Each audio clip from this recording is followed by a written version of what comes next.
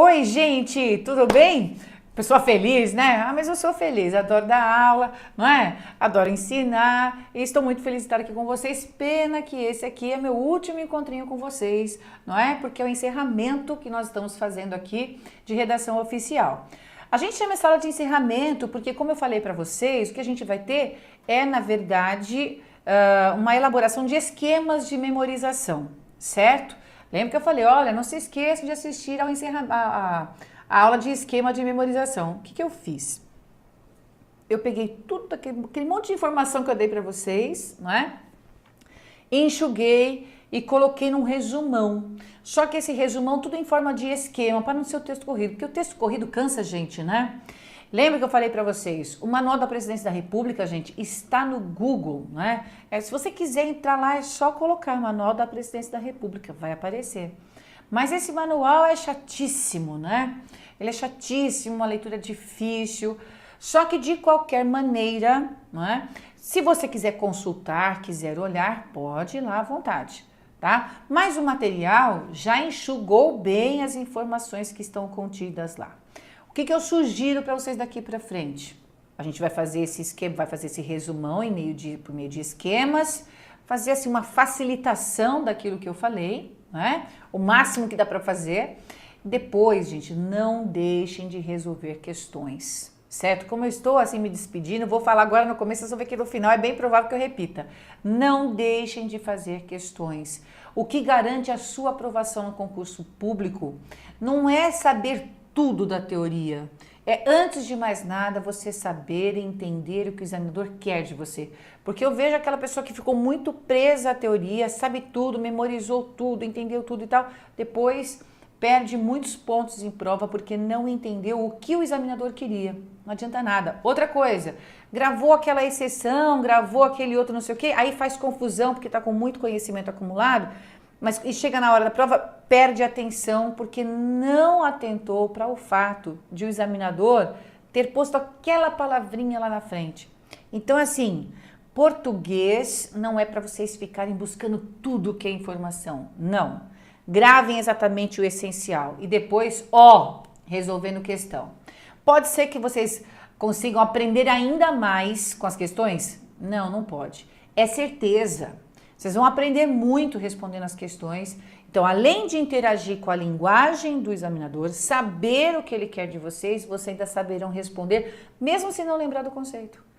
Quando a gente se preocupa muito em gravar, decorar, a gente acaba esquecendo, confundindo, não falei? Gravou aquela exceção, confundiu com aquela outra, ficou aquela confusão. Mas resolvendo questões, vocês vão ver que as questões são muito comuns, elas são muito parecidas de uma prova com a outra. É impressionante como elas são muito parecidas. Portanto, quanto mais questões, melhor. Certo? Fica a dica. Olha só, nesse material, então, o que eu fiz? Providenciei para vocês um material de encerramento, não é? Estão aí os meus contatos outra vez, certo? Estão aí os meus contatos. Sim, o meu aplicativo, acho que eu falei, não é? Mas eu vou repetir, o aplicativo sai em abril, viu, gente? Foi confirmado que sai em abril, então, em abril vocês já podem ter aí bastante dica, bastante informação no seu celular, O Periscope, eu já falei para vocês, né? O Periscope, eu apareço lá dando um monte de dica para vocês também. Agora, como o INSS está aí em pauta, a gente vai fazer vários. Portanto, quem quiser me seguir, tem aí a referência dele. Eu também faço parte desse blog, não é? Mas tem, assim, basicamente o mesmo conteúdo que está no meu site, que são, assim, alguns artigos para auxiliá-los a estudar, né? E depois o Facebook, para quem prefere, para quem tem Facebook, está aí também. E, por favor, se forem pedir amizade para mim, procurem o 3, tá? Porque o 1 e o 2 estão lotados. E aí eu tenho um monte de gente lá esperando para eu poder aceitar, mas não dá. Tudo bem? Então, tá aí pra gente fechar. Outra coisa para não me esquecer de falar para vocês. No YouTube, lá no YouTube, vocês vão encontrar uma aula minha que diz o seguinte, como resolver as provas do CESP. Procurem, é só colocar no YouTube Luciane Sartori, vai aparecer lá o meu canal, e aí vocês colocam como responder as provas do CESP. Meia horinha para explicar para vocês como ler o texto e como resolver as questões. certo? De maneira a entender a linguagem do examinador. Olha quanto tempo que eu vou fazer vocês ganhando com isso. Meia hora que você ganha muitas horas depois, certo? Outra coisa, tem o projeto VQB. Vamos quebrar esta banca que eu fiz para vocês, que eu faço para vocês também no YouTube. Tudo de graça, gente, é só entrar lá. Eu apelidei VQB porque vamos quebrar esta banca. É grandão, mas é pra gente quebrar a banca mesmo. Aí tem o VQB1, VQB2, VQB3, VQB4 até agora, certo? Depois eu vou gravar outros, que é resolução de questão com pílula teórica, pra gente lembrar da teoria daquele assunto. Beleza? Quando eu perceber que eu já fiz muito VQB com a teoria repetida, eu nem ponho teoria mais, mas estão lá as resoluções de questões para ajudar vocês. Quanto mais resolução, melhor. Tá certo? Então, vamos ao nosso esquema de memorização. Vejam só, como eu falei, temos a apresentação. Aí, o que eu fiz aqui, ó. Resumo, né? Características da linguagem de uma redação que é oficial, de uma correspondência oficial. Padrão culto da linguagem, lembra? É aquela linguagem que tem correção e é comum a todos, por isso que é padrão. Não se esqueçam que esse padrão culto tem a ver com a formalidade. Por quê? Por conta da polidez. Vejam que essas características, elas vão realmente se amarrando, né? Elas vão se amarrando. O texto tem de ser claro e conciso? Sim, é lei de redação, porque sendo objetivo, indo direto ao ponto, ele vai ser de fácil compreensão, ok? Impessoalidade, lembro que a gente falou das impressões pessoais, que elas não podem aparecer, especialmente as adjetivações, né? Elas dizem muito da pessoa. Lembra que eu falei para vocês daquele cidadão que falava do excelente automóvel, né? 0 km Mercedes-Benz. Então, quando ele pôs excelente lá, ele já mostrou uma dor de cotovelo, não é? Então, vejam, as redações oficiais, elas se tratam de documentos, né? Se elas tratam de assuntos públicos, se são documentos, então elas não podem ter ali o nosso julgamento. Tem de ter apenas o assunto a ser colocado, portanto, o texto objetivo bate aí, né? Por fim, elas têm de ter uniformidade, por isso que a gente tem no conteúdo deste curso, deste assunto, desta matéria, justamente o reconhecimento das elaborações de texto, né? Então, a forma única é para, na verdade, simplificar e agilizar o serviço do seu serviço público, a comunicação do serviço público. Então, minha gente, olha só, eu só resumi aquilo que a gente já tinha visto aqui nesse caso, certo? Bem resumidão, bem simplesinho, para vocês se lembrarem o seguinte, que o mais importante de vocês saberem aqui, de vocês terem em mente, é o padrão culto da linguagem com a formalidade, certo? E os outros não são importantes? São, só que se você mantiver formalidade, automaticamente você mantém a impessoalidade, porque aquele que é formal é impessoal, certo? Então, suponhamos que você se torne uma pessoa muito importante, aliás, vocês todos são muito importantes, né? Aí um dia vocês decidem fazer uma palestra, vocês terão de ser formais, no início pelo menos, tá? E aí não podem logo de cara se apresentar de uma forma pessoal, né? Como se vocês fossem amigos de todos aqueles que estão ali para assistir, certo? Então, é importante manter um certo distanciamento. É disso que se trata a formalidade com impessoalidade aí, não é? Se a gente mantém padrão, culto da linguagem, a gente já não entende aí a correção do texto, né? E também de forma comum a todos, então, automaticamente, ele tem de ser claro e conciso, não é? Porque ele tem que ser inteligível a todos. O que é inteligível? Fácil de ser compreendido, certo? Possível de ser entendido, ok?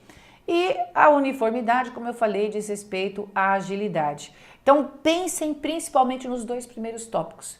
Padrão culto de linguagem e formalidade já tem que dizer tudo para vocês. Até porque essa uniformidade se associa com o que vem agora, que é como fazer o fecho, não é? Como empregar os pronomes, não é? Como é que a gente grava o padrão ofício e do padrão ofício a gente vai tirando as formas de quase todos os outros textos. Perceberam isso? Então, isso tudo diz respeito à facilitação das coisas. Imagine que para cada texto a gente tem um formato muito diferente ou qualquer um faz de qualquer jeito. Vamos pensar no oposto da uniformidade, né? Se cada um pudesse fazer um ofício do jeito que bem quisesse, como que seria isso? O caos, né? Então, um faz ofício para entregar documento de um jeito, o outro faz ofício para entregar documento de outro. Aí, quando a pessoa recebe, ela tem de ler tudo, e se o texto não for claro, não for direto, ela não vai entender para que serve aquele documento, o que é que ela está recebendo, não é? Agora, se mantém um padrão com uma linguagem objetiva, ó, estão aí os documentos solicitados, ponto. Acabou-se a história, a pessoa já sabe o que é e vamos embora. O mundo hoje gira em torno da rapidez, da velocidade, né? E da simplicidade, certo? Então, é com isso que vocês têm que ficar atentos. Bom, já que é para trabalhar com a formalidade, então nós trabalhamos com os pronomes de tratamento que são formais. Estão lembrados disso? Aqueles que têm vossa e sua, vossa excelência, sua senhoria, sua excelência, vossa excelência e assim por diante, não é? E senhor, senhora e senhorita. Ainda que senhorita a gente não use muito hoje em dia, né? Porque as coisas são muito diferentes. Vocês sabem da origem de senhora e senhorita, né? Senhora que tem aliança, é a casada. A senhorita é a que não tem aliança, tá certo? A base era essa, mas agora isso já não entende, a gente entende que a senhora é a que é mais velha, né? E senhorita é a moça, ninguém fala senhorita, não é? Bom, mas de qualquer maneira, para formalidade, a gente tem que saber que isso conta, não precisa pensar na aliança, tá? Sempre a gente vai pensar especialmente em senhor e senhora, que é um tratamento que já pressupõe formalidade, que resolve um tratamento impessoal, certo? Que condiz com a formalidade. Agora, o que a gente não pode esquecer, primeira pessoa que fala, segunda pessoa que escuta, a terceira pessoa é de quem a gente fala. Estão lembrados disso? É, porque isso vai fazer diferença quando a gente tem de entender quando é que a gente usa vossa, quando é que a gente usa sua. Então, quando é que a gente fala vossa excelência? Quando a gente fala com a pessoa, lembra? Quando a gente fala com a pessoa. Por isso que é lá no corpo do texto, vamos lembrar do prefeito, né? Como se nós estivéssemos falando com alguém. Então, semelhante ao você, no sentido, certo? O sua excelência, sua senhoria, sua santidade, tem a ver com o falar sobre a pessoa, né? A gente vai falar dela, por isso que vai lá no campo do destinatário, lembra? No envelope e no destinatário quando necessário. Tudo bem, no envelope ou dentro do documento vai ser destinatário de qualquer maneira, né? E o tratamento do sua excelência, sua santidade é igual a ele, porque a gente está falando da pessoa. Então, esse igual que eu pus para vocês aí tem a ver com o sentido. Quando a gente usa o vosso é igual a você, quando a gente usa o sua é igual a ele e ela, ok? Mas importantíssimo lembrar que estes pronomes todos, vossa excelência, vossa senhoria, todos que têm vossa e sua, na elaboração de frase, né, exigirão concordância em terceira pessoa e o masculino e o feminino dependerão do sexo da pessoa, certo? A gente fala sexo para ficar mais fácil. Então, gente, o que eu fiz? Pus um balãozão aí para vocês, ó, vocês pensando, ó, que a parte estrutural, a parte gramatical da elaboração da frase é para a gente pensar nestes pronomes como a gente pensa o você. Do jeitinho que a gente pensa o você. Como a gente emprega você. Você está bem, não é? Não é assim? Olha lá, você será homenageada se for mulher, você será homenageado se for homem. Então, você não precisa escrever você na prova, mas se o examinador bolar alguma questão que tenha emprego de pronome de tratamento, lá no seu raciocínio, você vai pensar no você. Combinadíssimo isso? Combinadíssimo? Ótimo. Sem lembrar, sem esquecer, aliás, da diferença do vosso e do sua. Perfeito? Agora vamos lá. Os pronomes de tratamento em relação às suas referências e vocativos. Ó, resumão. Excelência tem a ver com as altas autoridades do governo, como eu já havia simplificado para vocês. E aí, aquela dicasinha que eu dei na aula, né, que eu só falei, aqui eu escrevi. Ó, professora linda, né? Eu escrevi para vocês aqui, ó. Lembra que eu falei? As altas autoridades do governo são aquelas para as quais a gente vota, certo? A gente vota nessas pessoas. A exceção é o vereador, porque ele não é excelência, a não ser que ele seja presidente da Câmara. Ok? Isso ficou claro? Agora, vereador por vereador não é excelência, é senhoria. E aí, como eu brinquei com vocês, são os que têm o QI, não é? Quem indica, e também os membros do júri, como promotor, como juiz, que prestam concurso público. Tudo bem? Pronto, esses daí são aqueles que formam as altas autoridades do governo. E o vocativo para essas autoridades tratadas por excelência é senhor mais o cargo, não é? Senhor mais o cargo, diferente de senhoria, cujo vocativo é senhor mais o nome da pessoa. Tudo bem? A única coisa é que quando nós tivermos a referência de um chefe de poder, o vocativo dele não será senhor mais o cargo, e sim excelentíssimo senhor mais o cargo. Tudo bem? Ó, importante, saiu das altas autoridades do governo, a gente foi para todas as outras autoridades públicas e particulares, certo? Então, toda vez que a gente usa pronome de tratamento, esses pronomes de tratamento formais, né? Porque todos de que nós estamos falando aqui são formais. Toda vez que nós empregamos esses pronomes, né, eles já, na verdade, pressupõem que nós estamos falando com uma autoridade. Por isso que eu pus direto aqui, ó, públicas e particulares. São as autoridades, ok? Depois, para magnificência é fácil, porque são os reitores de universidade, como eu disse a vocês, eles são magníficos e por isso o vocativo é magnífico reitor. Tranquilo? O que não se usa mais, digníssimo ou ilustríssimo, não é? O digníssimo era para as autoridades de excelência, certo? E o ilustríssimo para aqueles que são tratados por senhoria, ok? Só para a gente lembrar. E doutor, não é? Eu coloquei as abreviações aí para vocês. Doutor é só para os bacharéis em Direito e Medicina ou quando a pessoa tem o título acadêmico. Tudo bem? Então, ficou tudo bonitinho aí para a gente não esquecer como a gente faz o uso. Olha lá os fechos para as comunicações. Pessoal, essas setas que eu coloquei, especialmente a do respeitosamente e do atenciosamente, servem para vocês lembrarem do movimento da seta e entender as relações hierárquicas. Vejam, respeitosamente, quem faz a carta, quem faz a correspondência, quem está elaborando o documento, não é? Só vai usar respeitosamente quando a pessoa para quem ele escreve, certo, for uma autoridade de hierarquia superior. Por isso que eu simplifiquei respeitosamente, a pessoa usa para as autoridades superiores, né? Os superiores ao cargo dela. Tudo bem? Atenciosamente. Olha lá, mesma hierarquia ou hierarquia inferior. Então, olha o que eu fiz. Mesma hierarquia, setinha vai para frente juntinho com atenciosamente. Para baixo é porque nós temos uma hierarquia inferior. Tudo bem? Entenderam? A setinha para cima, para lembrar que respeitosamente, olha lá, respeitosamente para as autoridades de hierarquia superior, não é? Depois, atenciosamente, a gente faz lá, mesma hierarquia ou hierarquia inferior. Entendido? Então, a posição da setinha é para ajudá-los a falar assim, respeitosamente, beleza? É isso, é para vocês fazerem o mnemônico aí.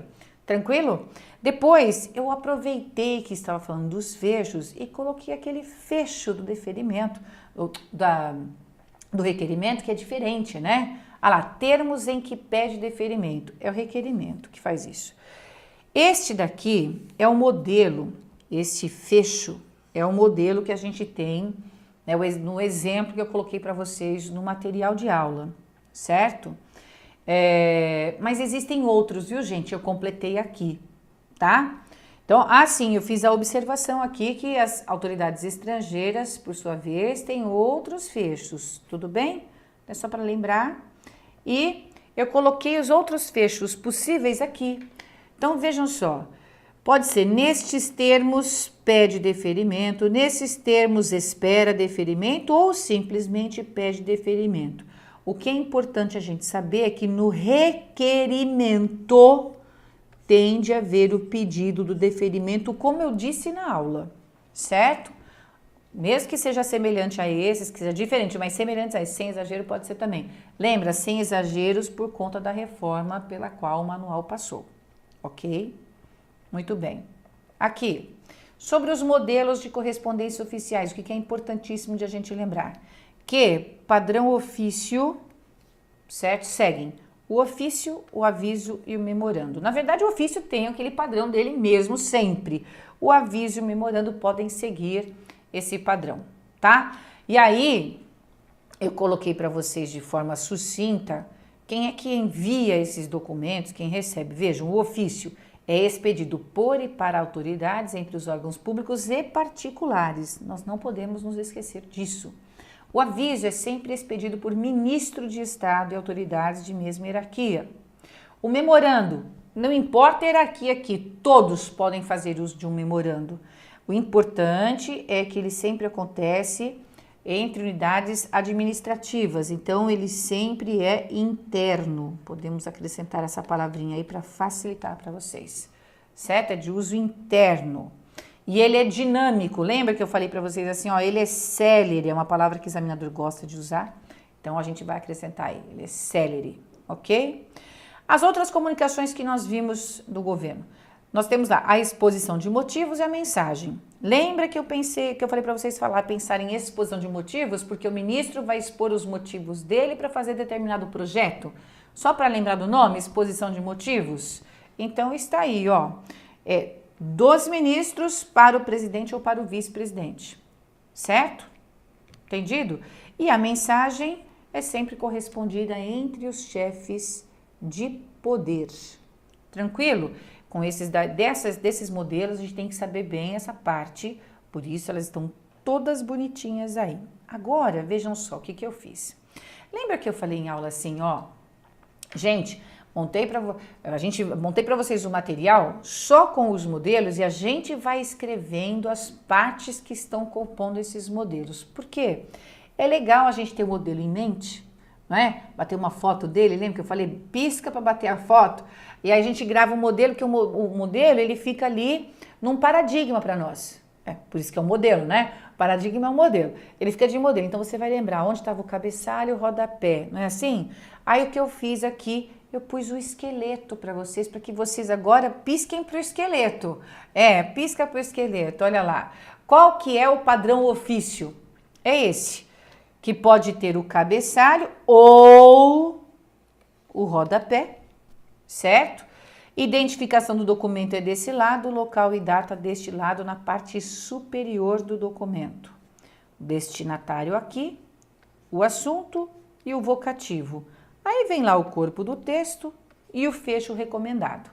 Tudo bem?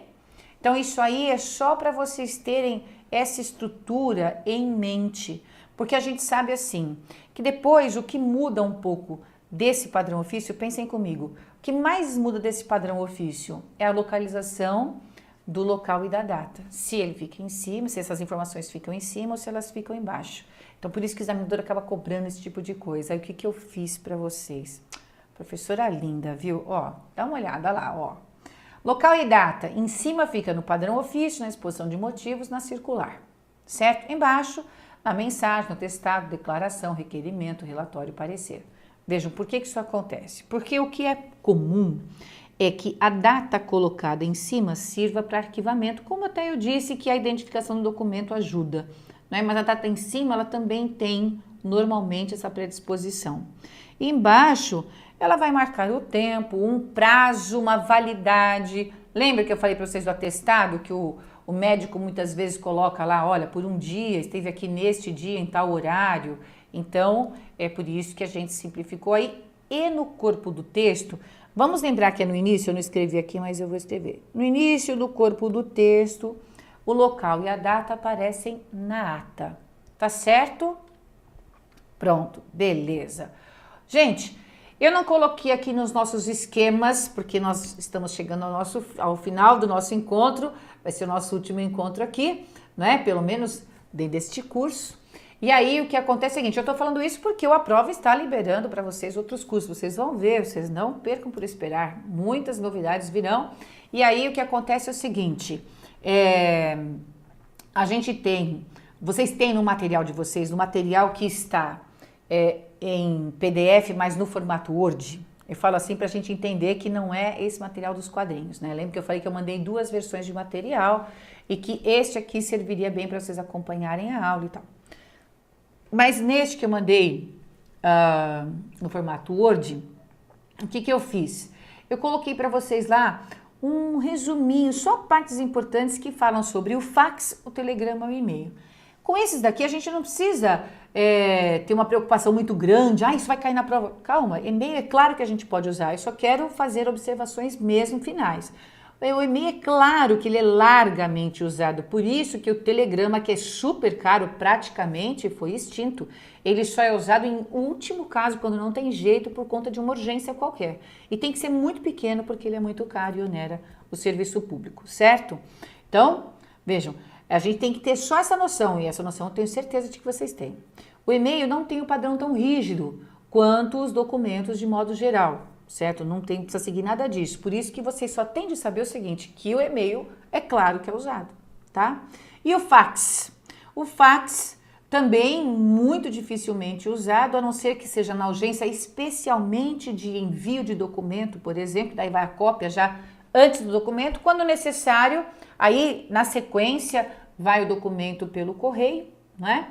Mas, importante saber que fax a gente não arquiva na folha do fax, a gente tira xerox, né? Olha, eu faço isso até com aqueles boletinhos de banco. Quando a gente está pagando uma coisa que vai demorar muito tempo a pagar, quando é imposto, essas coisas que o governo gosta de cobrar mais de uma vez, eu tiro xerox de tudo para guardar em casa.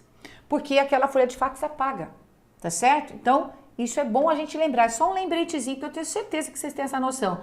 De qualquer maneira, eu deixei esses recados para vocês nesse material em Word. Então, quem não quis pegar esse material para imprimir, não tem mesmo muita necessidade. Mas, se quiser dar uma olhadinha lá, está lá resumido aquilo que está no manual da Presidência da República, certo? Eu peguei assim, as informações mais importantes, a que mais aparecem em prova de concurso e coloquei nesse material, tá?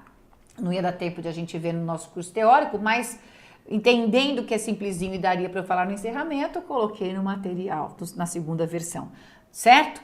E, gente, e-mail pode ter valor de documento sim, certo? Ele só vai pedir a certificação disso. Mas, como eu disse, é bem simplesinho, vocês têm o resumo lá, dá só uma lidinha para refrescar a memória às vésperas da prova, porque essa matéria é para vocês ganharem ponto. Não se esqueçam de que ela vem atrelada a parte de língua portuguesa no sentido de pedir ali uma questão de concordância. Lembra que nós tínhamos questão que trabalhava com a letra maiúscula do mês? Olha lá, são detalhes, não é? Que acabam sendo cobrados aí pelo CESP. Tudo bem? Então, olha, bons estudos para vocês, não é? Firmem o pensamento positivo, porque todos nós somos capazes de ter aprovação numa prova. Eu sei que quando o edital está na praça, as pessoas ficam enlouquecidas. Não fiquem, façam o contrário. Rezem todos os dias, orar faz bem, é uma meditação, e a meditação acalma, certo? Não adianta a ansiedade, porque a ansiedade só atrapalha o estudo. Mantenham a calma, firmem o pensamento, força, foco e fé. Eu confio em vocês, porque vocês não confiariam, tá certo? Prazer enorme estar aqui com vocês, não é? Quem sabe a gente se vê de novo nos próximos cursos. Beijo grande, excelente estudo, excelente prova.